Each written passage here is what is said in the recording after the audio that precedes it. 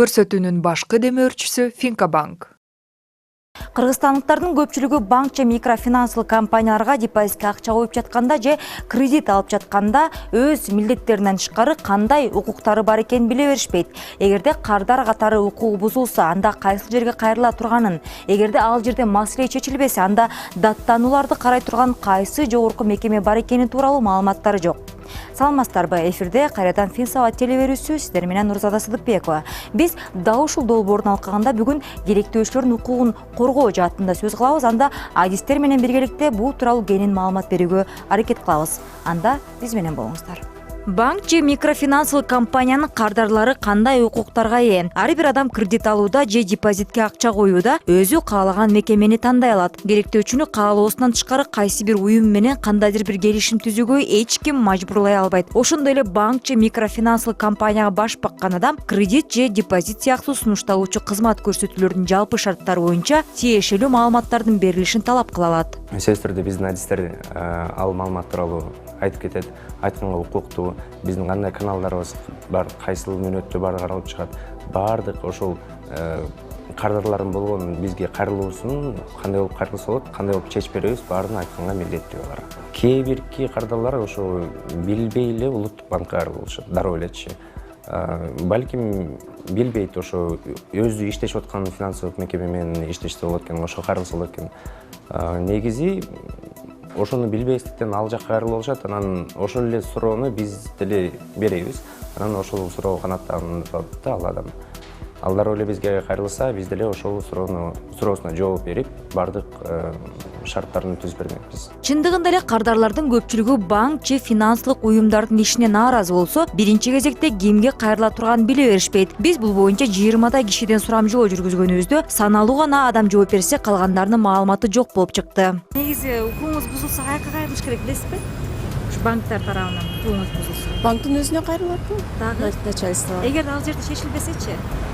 Анда билбейм. Каяка кайрылыш керекин билесизби? Укугуңуз бузулса. Билебиз, юристтерге кайрылабыз, адвокатка кайрылабыз. Ошо болду, ошолорго эле кайрыласыз. Түздөн түз маселени чечпейсиз банк менен. Юристтерге кайрыласыз. Маселе пока боло элек, ошон үчүн билбейм да. Бузулат пока. Нормально. Билесизби? Билебиз эми, өзүбүз эле почти юристпиз. Кимге кайрылыш керек? Кайрылабыз да. Билбейбиз эми, пока проблема боло элек. Прокуратуралар кайтышы мүмкүн. Мен сначала өздөрүнүн ошо банк ошол жерде чоңуна кайрылат элем. Анан эгер ал чечпесе, анан тиешелүү жерлерге кайрылуу зарыл. Каяк тиешелүү жак сиздин ойуңузча? Кайсыл орган жооп берет ошого? Эгер ал ситуация келсе, не знаю.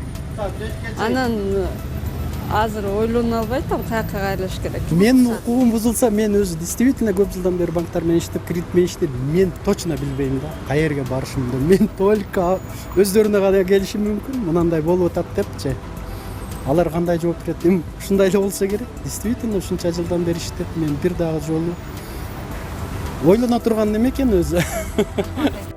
Жыл башынан бери улуттук банкка банк жана финансылык уюмдардын кызмат көрсөтүүсүнөн пайдаланган керектөөчүлөрдөн 469 кайрылуу келип түшкөн. Алардын ичинен 268 адам ооз-2 түрүндө айткан болсо, 102 кардар телефон аркылуу арызданган. Былтыр жалпы кайрылуулардын саны 555 жеткен. Анын 36 банктарга, ал эми 58 микрофинансылык уюмдарга. Кайсы маселелер боюнча кайрылуулар көп түшөт? Биринчиден, бул кредиттердин шарттарын өзгөртүүгө байланыштуу. Экинчиден, финансылык кредиттик уюм тарабынан кардарлардын укугунун бузулушу. Үчүнчү негизги маселе бул күрөө боюнча. Төртүнчү, бул төлөм кызматтарына байланыштуу. Укуктарынын бузулуп жатканы боюнча өлкөнүн кайсы аймактарынан эң көп арыздануулар келип түшкөн. Биринчи орунда 53% менен бишкектиктер турат. Экинчи орунда Чүй жана Ош областынын жашоочулары. Алардын саны 11,3%ке жеткен. Жалал Абад областынын тургундарынын даттануулары 9,3%ды түзүп, алар үчүнчү орунду ээледи. В случае возникновения каких-либо вопросов у потребителей, потребители в первую очередь должны обратиться в само финансово-кредитное учреждение. Эгерде керектөөчү тарабынан кандайдыр бир маселе жаралса, ал биринчи кезекте ошол тейлеп жаткан финансылык мекемеге кайрылыш керек. Мүмкүн болсо кат жүзүндө. Алар аны 30 күндүн ичинде карап чыгышы зарыл. Эгерде кардар алган жообуна канааттанбаса, банк же кредиттик уюмдун жетекчилигине арыздана алат. Анын жообуна да нааразы болсо, ошондо гана улуттук банкка кайрыла алат. Улуттук банк келип түшкөн сураныштарды, даттанууларды 14 күндүн ичинде карап чыгып, эгерде чындыгында эле кардардын укугу созулган таап чыкса, ал мекемеге карата чара көрүлөт. Бул процедура 30 күнгө чейин да созулуп кетиши ыктымал. Мындай учурда биз арыздануучуга кат түрүндө билдирүү жиберебиз. Эгерде банктардын иш аракеттеринде эч нерсе табылбаса, анда керектөөчү сот аркылуу маселени чечип алат.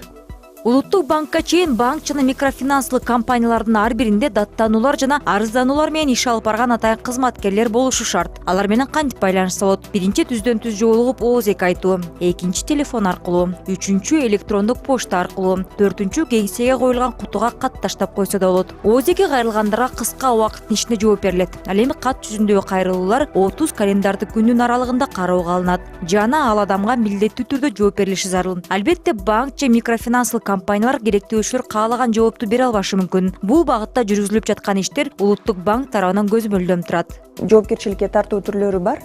Анын ичинде жоопкерчиликке тартууга кирбейт, бирок эскертүү дагы жиберсе болот Улуттук банк тарабынан. Бул эскертүү кат менен эскертүү банктарга же болбосо ошол ар кандай банк эмес финансылык уюмдарга жиберген учурда аларга жетиштүү да, ошонун негизинде эле кандайдыр бир кетирилген суроолор чечилиши мүмкүн. Андан тышкары бул жоопкерчиликке тартуу боюнча айта кетсек, бул жазма буйрук, орусча айтсак предписание болот. Жазма буйрук штраф бар финансылык кредиттер уюмуна бере турган.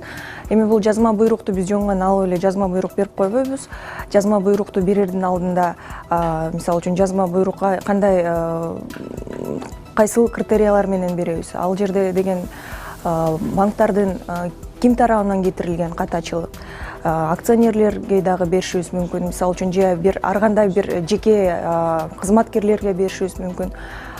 Же болбосо банктын ичиндеги нормативдик укуктары туура эмес жазылганбы, же болбосо ошол укуктарда кандайдыр бир казус барбы, ошолорго жараша предписанияны ошол критериялардын негизинде Улуттук банк тарабынан берилет. Финансылык мекемелердин ар биринде кардарлардын укугун коргоо боюнча адистер иштей турганын айттык. Бирок алардан тышкары кээ бир банк же кредиттик уюмдар өз ыктыяры менен элер ал көз карандысыз сертификациядан өтүшөт. Тейлөөнүн эң жогорку стандарты Smart Campaign деп аталат. Мисалы Кыргызстан боюнча 20дан ашуун банк жана микрофинансылык компаниялар бар болсо, алардын ичинен 3-өө гана Smart Campaign сертификатын алган. Бул макамды алган мекемелер иштөөнүн так ыкмаларына таянып, кардарларды коргоонун 7 принцибине таянат. Ал кайсы принциптер? Биринчи, продуктыларды кардарлардын керектөөсүнө жана мүмкүнчүлүгүнө ылайыкташтыруу. Экинчи, кардарлардын өтө көп карыз болушуна, башкача айтканда өтө көп насие алышына жооп бербөө. Үчүнчү, ачык айкындуулук. Төртүнчү, бааны жоопкерчилик менен коюу. Бешинчи, кардарларга калыс жана сый мамиле кылуу. Алтынчы, кардарлардын маалыматтарынын купуялуулугу. Жетинчи, арызданууларды чечүүнүн механизмдери. Бул сертификация сөз түрдө көзөмөлдө турат. Ар бир 2 жыл сайын промежуточная сертификация болот. Демек, бир сертификацияны биз бере алабыз. Анан кийин 2 жыл өткөндөн соң ошол сертификациянын промежуточный келип бизге текшерип кетишет. Ошол эле кандай талаптар болсо, ошолор талаптар менен ошол эле бизден маалыматтардын баардыгын запрос кылып алып бизден биз сөз түрдө ошол промежуточный сертификацияны өтпөй калса, анда ошо толук сертификация, Smart Campaign сертификациясын бизден алып коюш мүмкүн да. А өткөндөн соң бул кылат. Анан да кийинкиси 2 жылдан тышкары 4 жыл өткөндөн соң кайра пересертификация болот. Демек, 4 жыл өткөндөн соң ал сертификациянын мөөнөтү бүтөт. Анан кайра ошо эң башынан өтүш керек бул сертификацияны. Smart деген ошо наамды алыш үчүн, Smart Campaign наамын алыш үчүн. Ал банктарга эмне берет ушул сертификация?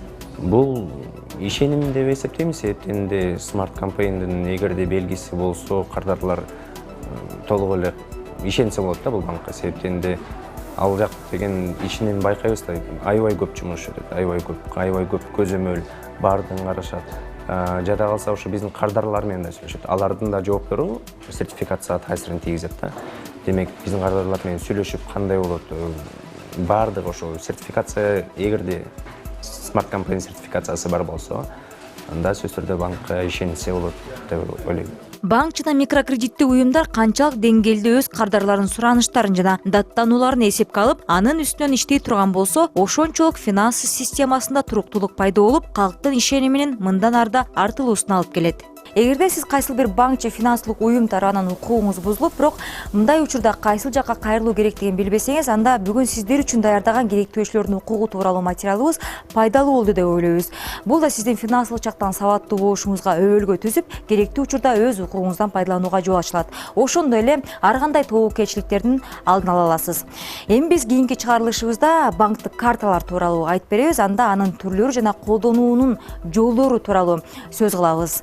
Бүгүн болсо мен сиздер менен коштошом. Эфирде Нурзада Сыдыкбекова болду. Алдыдагы дем алыш күнүңүздөрдү пайдалуу өткөзүңүздөр.